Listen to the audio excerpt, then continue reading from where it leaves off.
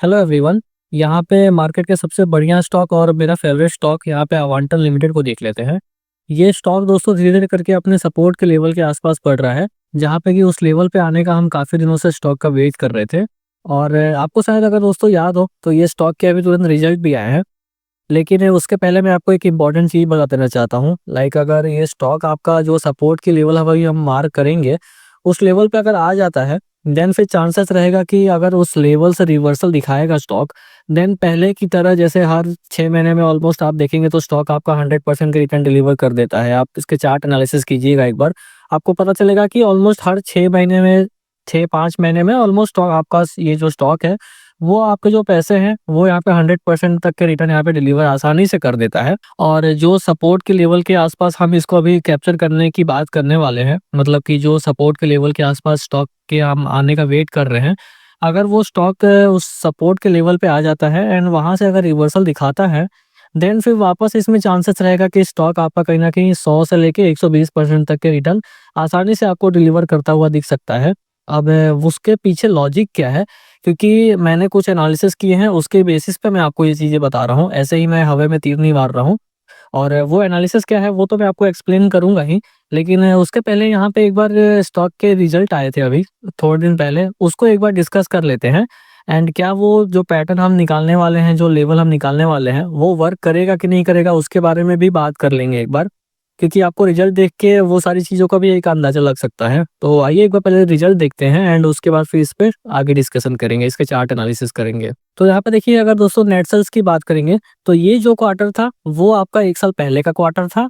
और यहाँ पे ये जो क्वार्टर है वो आपका प्रीवियस क्वार्टर था, जो लास्ट क्वार्टर था। और ये जो क्वार्टर का रिजल्ट है, ये यहाँ पे रिजल्ट आपको शो किए जा रहे हैं। जैसे अगर नेट सेल्स की बात करेंगे तो 1 साल पहले यहाँ पे लगभग 60 करोड़ के आसपास कंपनी का जो नेट सेल्स होता था। और जो प्रीवियस क्वार्टर में नेट सेल्स इसका बढ़ के यहाँ पे 77 करोड़ का हो गया था। लेकिन जो इस बार के रिजल्ट आए हैं वो उसमें शो कर रहे हैं कि जो कंपनी के जो नेट सेल्स हैं वो यहाँ पे 70 करोड़ के आसपास देखने को मिल रहे हैं। मतलब आप ऐसा कह के चल सकते हैं कि 1 साल पहले से तो यहाँ पे अच्छा खासा ग्रोथ है।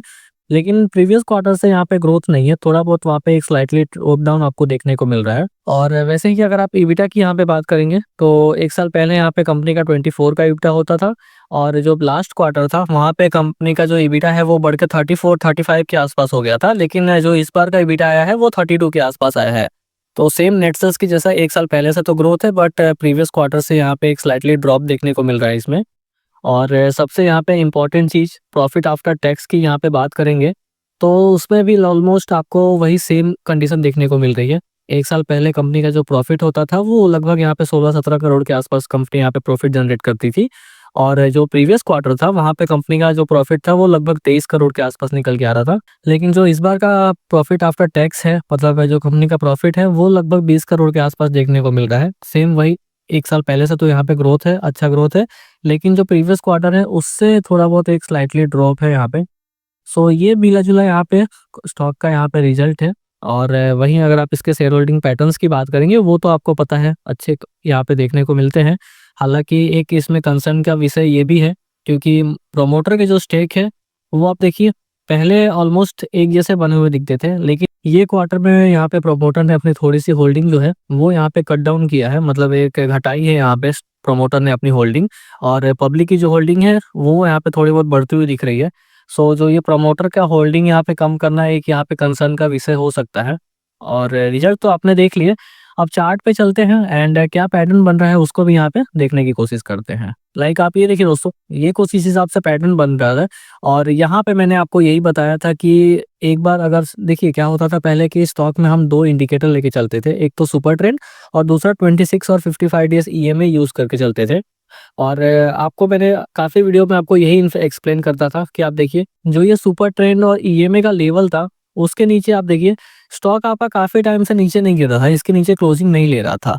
आप ये देखिए कितने टाइम से आप देखेंगे तो यही पैटर्न पे, यही लेवल पे आके स्टॉक आपका हर बार रिवर्सल दिखा जाता था। और ये दोनों इंडिकेटर काफ़ी टाइम से हम इसको यूज़ कर रहे हैं और काफ़ी टाइम से अच्छा भी परफॉर्म कर रहा है ये इंडिकेटर। इसके बेसिस पे स्टॉक को काफ़ी आसानी से हम जज कर पाते थे, काफ़ी हमारे लिए आसान हो जाता था काम ये। लेकिन इस लेवल पे यहाँ पे क्या हुआ कि स्टॉक ने ब्रेकडाउन दे दिया, जिसके वजह से आपका ये जो सुपर ट्रेंड है वो भी आपका नेगेटिव हो चुका है। एंड जो ईएमए हम यूज़ करते थे, आप ये देखिए उसके नीचे भी स्टॉक ने क्लोजिंग ले लिया है। जिसके वजह से स्टॉक में एक ब्रेकडाउन देखने को मिल रहा है। और कहीं न कहीं फिर स्टॉक से हम क्या करते हैं, ये वाली जो टारगेट है, ये वाली जो डिस्टेंस है, वो एज़ अ ब्रेकडाउन में टारगेट लेके चलते हैं। सो इसको अगर आप परसेंटेज वाइज़ देखेंगे, तो ये डिस्टेंस कहीं न कहीं 30% के आसपास निकल के आ रही है। तो जनरली क्या होगा कि ब्रेकडाउन के बाद से अगर हम 30% की डिस्टेंस देखें यहाँ से, तो आप ये देखिए ऑलमोस्ट स्टॉक कहीं न कहीं आपका 100 के लेवल पे आता हुआ दिख सकता है। एंड यही यहाँ पे पैटर्न, यही यहाँ पे सपोर्ट के लेवल भी निकल के आते हैं, क्योंकि 100 एक साइकोलॉजिकल लेवल भी है। सो चांसेस रहेगा कि 100 के लेवल से स्टॉक आपका कहीं न कहीं रिवर्सल दिखाता हुआ दिख सकता है। क्योंकि अगर 100 के लेवल के नीचे भी गिरता है, देन स्टॉक के जो नेक्स्ट सपोर्ट बनेंगे वो कहीं न कहीं 90 के आसपास बनेंगे, और जो सेकंड सपोर्ट बनेंगे यहाँ पे वो स्टॉक के 80 के आसपास बनेंगे। ये 2 सपोर्ट आपके निकल के आएँगे 100 के बाद। लेकिन अगर 100 के आसपास एक साइकोलॉजिकल लेवल भी है, तो थोड़ा स्ट्रेंथ यहाँ पे देखने को मिल सकता है। क्योंकि आप देखेंगे तो ऑलरेडी स्टॉक आपका काफ़ी गिर चुका है। अगर आप इसके टॉप के लेवल से देखेंगे, तो ऑलमोस्ट अभी 50% गिर चुका है। और अगर 100 के लेवल के आसपास आ जाता है, तो इसमें कहीं न कहीं 55% के आसपास एक गिरावट देखने को हमको मिल सकती है। लेकिन अगर मार्केट वहाँ से अच्छा करने लगे और अपने 100 के लेवल को ये सपोर्ट करे, रिस्पेक्ट करे, देन फिर चांसेस रहेगा कि स्टॉक आपका काफ़ी अच्छा यहाँ पे कर सकता है। और जो मैंने आपको बताया कि आपको 100 से 120% के रिटर्न आसानी से ये डिलीवर कर सकता है, तो वो इस बेसिस पे मैं बता रहा हूँ। लाइक अगर मान लीजिए कि 100 के लेवल से यहाँ पे हम कैलकुलेट करें, तो 100 के लेवल से भी स्टॉक अगर आपके ऑल टाइम हाई थ जहाँ पे इसने बनाया था, जो आपका लेवल था, अगर उस लेवल तक भी स्टॉक आपका रिवर्सल दिखा देता है, देन फिर ये देखिए रिटर्न आप इसके 124-125% के रिटर्न ये आसानी से डिलीवर कर देगा, अगर ये अपने टॉप के जो लेवल है वहाँ तक भी पहुँच जाता है तो। लेकिन वो थोड़े लॉन्ग टर्म, मिड टर्म के टारगेट रहेंगे। फिलहाल जो अगर 100 के लेवल से स्टॉक आपका बढ़ेगा, देन 140-150 के आसपास एक इसमें रेजिस्टेंस बनता हुआ दिख सकता है, जो कि आपका 44% के आसपास ये डिस्टेंस होगा। एंड फिर उसके ऊपर स्टॉक निकलेगा, देन फिर चांसेस रहेगा कि यहाँ पे 200, 230, मतलब जो इसके ऑल टाइम हाई थे, वहाँ तक स्टॉक आपका आसानी से पहुँच सकता है। तो इस बेसिस पे ये लॉजिक है मेरा दोस्तों, यहाँ पे 100% का रिटर्न आपको कैसे डिलीवर कर सकता है ये स्टॉक, वो बताने के पीछे मेरा यही लॉजिक था। तो आप ये स्टॉक को अपने वॉच लिस्ट पे ऐड कर सकते हैं। 100 के लेवल के आसपास स्टॉक के अच्छे खासे सपोर्ट बनने चाहिए। अगर उस लेवल से रिवर्सल आ जाता है, देन वेल एंड गुड है। अदरवाइज फिर इसके 2 नए सपोर्ट बनेंगे। एक जो होगा वो 90 के लेवल पे होगा, और दूसरा 80 के लेवल पे। 80 के नीचे अगर स्टॉक आपका क्लोजिंग ले लेता है, देन फिर चांसेस रहेगा कि स्टॉक आपका और काफ़ी खराब करता हुआ दिख सकता है।